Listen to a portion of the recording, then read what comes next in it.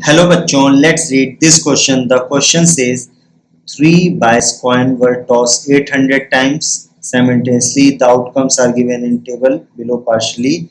Outcomes: no head, 1 head, 2 head, frequency 120, 280 and x. If the occurrence of 2 head was thrice that of all heads, find x.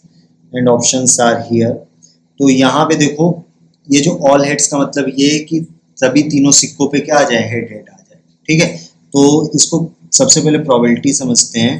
तो probability of an event is equal to, ये क्या होता है, favourable outcomes upon total outcomes. ठीक है, अब देखो यहाँ पे हम लोग कुछ चीजें एज्यूम कर लेते हैं। तो यहाँ कह सकते हैं लेट द frequency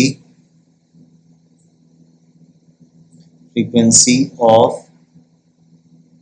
3 heads, तो इसको मान लेते हैं h। ठीक है, तो हमारी टोटल फ्रीक्वेंसी कितनी हो जाएगी, total frequency, this is total frequency, this is 120 plus 280 plus x plus h। ठीक है, अब ये हमें क्या दे रखा है, टोटल कितनी बार, 800 बार। तो इसको हम किसके बराबर लिख सकते हैं, 800। तो यहाँ लिख सकते हैं 800 इज इक्वल टू 120 प्लस 280।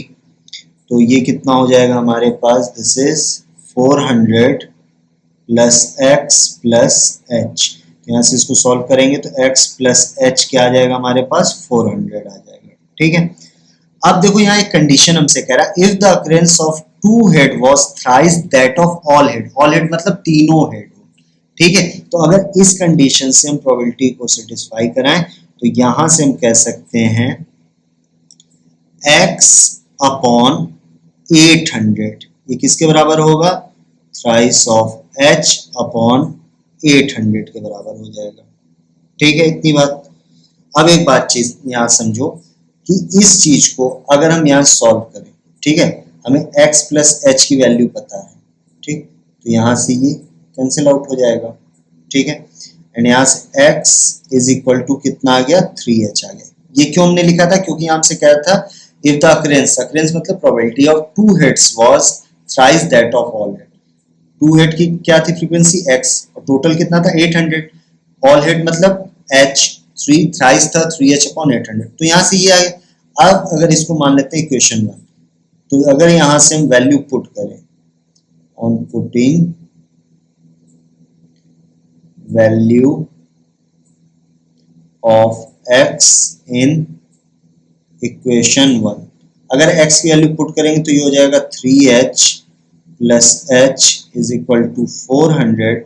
यहाँ से 4h इज इक्वल टू 400, तो h की वैल्यू कितनी आ जाएगी, 100 आ जाएगी। अब देखो हमें x का मान बताना, x की वैल्यू यहाँ पे पुट कर देते हैं, ये इक्वेशन 2 था।